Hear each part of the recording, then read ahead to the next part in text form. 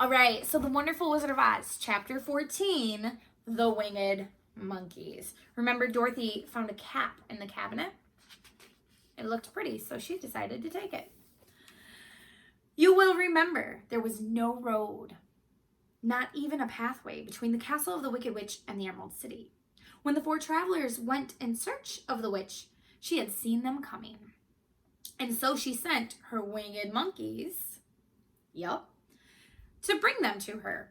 It was much harder to find their way back through the big fields of buttercups and yellow daisies than it was being carried. They knew, of course, they must go straight east toward the rising sun, and they started off in the right way.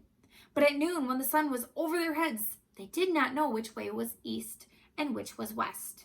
And that was the reason they were lost in the great fields. They kept on walking, however, and at night the moon came out and shone brightly. So they lay down among the sweet-smelling yellow flowers and slept soundly until morning, all but the Scarecrow and the Tin Woodsman. The next morning the sun was behind a cloud, but they started on as if they were quite sure which way they were going.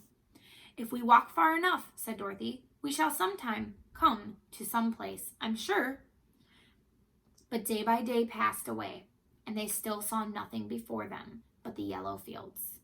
The Scarecrow began to grumble a bit. We have surely lost our way, he said, and unless we find it again in time to reach the Emerald City, I shall never get my brains. Nor I my heart, declared the Tin Woodsman. It seems to me I can scarcely wait till I get to Oz, and you must admit this is a very long journey. You see, said the Cowardly Lion with a whimper, I haven't the courage to keep tampering forever without getting anywhere at all. Then Dorothy lost heart. She sat down on the grass and looked at her companions, and they sat down and looked at her. And Toto found that for the first time in his life, he was too tired to chase a butterfly that flew past his head. So he put out his tongue and panted and looked at Dorothy as if to ask what they should do next. Suppose we call the field mice, she suggested. They could probably tell us the way to the Emerald City. To be sure, they could, cried the Scarecrow. Why didn't we think of that before? Dorothy blew the little whistle she had always carried about her neck since the Queen of the Mice had given it to her. In a few minutes, they heard the pattering of tiny feet, and many of the small gray mice came running up to her. Among them was the Queen herself, who asked in a squeaky little voice, What can I do for my friends? We have lost our way, said Dorothy. Can you tell us where the Emerald City is? Certainly, answered the Queen, but it is a great way off, for you have had it at your backs all this time. Then she noticed Dorothy's golden cap and said, Why don't you use the charm of the cap and call the winged monkeys to you? They will carry you to the city of Oz in less than an hour. I didn't know there was a charm, answered Dorothy in surprise. What is it? It is written inside the golden cap, answered the Queen of the Mice. But if you are going to call the winged monkeys, we must run away, for they are full of mischief and think it great fun to plague us. Won't they hurt me? Asked the girl anxiously. Oh no, they must obey the wearer of the cap. Goodbye. And she scampered out of sight with all the mice hurrying after her. Dorothy looked inside the golden cap and saw some words written upon the lining. These, she thought, must be the charm. So she read the directions carefully and put the cap on her head. Epi, Peppy, Khaki, she said, standing on her left foot. What did you say? Asked the Scarecrow, who did not know what she was doing. Hello, hello, hello, Dorothy went on, standing this time on her right foot. Hello, replied the Tin Woodsman calmly. Zizzy, zuzzy, zick, said Dorothy, who was now standing on both feet. This ended the saying of the charm, and they heard a great clattering and flapping of wings.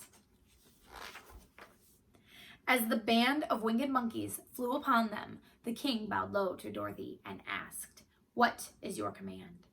We wish to go to the Emerald City, said the child, and we have lost our way. "We will carry you," replied the king. And no sooner had he spoken than 2 of the monkeys caught Dorothy in their arms and flew away with her. Others took the Scarecrow and the Woodman and the Lion, and one little monkey seized Toto and flew after them. Although the dog tried hard to bite him, the Scarecrow and the Tin Woodman were rather frightened at first, for they remembered how badly the winged monkeys had treated them before. But they saw that no harm was intended, so they rode through the air quite cheerfully and had a fine time looking at the pretty gardens and woods far below them. Dorothy found herself riding easily between 2 of the biggest monkeys, one of them the king himself. They made her a chair of their hands and were careful not to hurt her. "Why do you have to obey the charm of the golden cap?" she asked. "That is a long story," answered the king with a laugh. "But as we have a long journey before us, I will pass the time by telling you about it if you wish." "I shall be glad to hear it," she replied. "Once," began the leader, "we were a free people, living happily in the great forest, flying from tree to tree, eating nuts and fruit, and doing just as we pleased without calling anybody master. Perhaps some of us were rather too full of mischief at times, flying down to pull the tails of the other animals that had no wings, chasing birds, and throwing nuts at people who walked in the forest. But we were careless and happy and full of fun, and enjoyed every minute of the day. This was many years ago, long before Oz came out of the clouds to rule over the land. There lived here then, away at the north, a beautiful princess, who was also a powerful sorceress. All her magic was used to help the people, and she was never known to hurt anyone who was good. Her name was Guylet, and she lived in a handsome palace built from great blocks of rubies. Everyone loved her, but her greatest sorrow was that she could find no one to love in return, since all the men were much too stupid and ugly to mate with one so beautiful and wise. At last, however, she found a boy who was handsome and manly and wise beyond his years. Guylet made up her mind that when he grew to be a man, she would make him her husband. So she took him to her ruby palace and used all her magic powers to make him as strong and good and lovely as any woman could wish. When he grew to manhood, Kulala, as he was called, was said to be the best and wisest man in all the land, while his manly beauty was so great that Guylet loved him dearly and hastened to make everything ready for the wedding. My grandfather was at the time the king of the winged monkeys, which lived in the forest near Guylet's palace, and the old fellow loved a joke better than a good dinner. One day, just before the wedding, my grandfather was flying out with his band when he saw Kulala walking beside the river. He was dressed in a rich costume of pink silk and purple velvet, and my grandfather thought he would see what he could do. At his word, the band flew down and seized Kulala, carried him in their arms until they were over the middle of the river, and then dropped him into the water. "Swim out, my fine fellow," cried my grandfather, "and see if the water has spotted your clothes." Kulala was much too wise not to swim, and he was not in the least spoiled by all his good fortune. He laughed when he came to the top of the water and swam in to shore. But when Guylet came running out to him, she found his silks and velvet all ruined by the river. The princess was very angry, and she knew, of course, who did it. She had all the winged monkeys brought before her, and she said at first that their wings should be tied, and they should be treated as they had treated Kulala and dropped in the river. But my grandfather pleaded hard, for he knew the monkeys would drown in the river with their wings tied, and Kulala said a kind word for them also, so that Guylet finally spared them, on condition that the winged monkeys should ever after do 3 times the bidding of the owner of the golden cap. This cap had been made for a wedding present to Kulala, and it is said to have cost the princess half of her kingdom.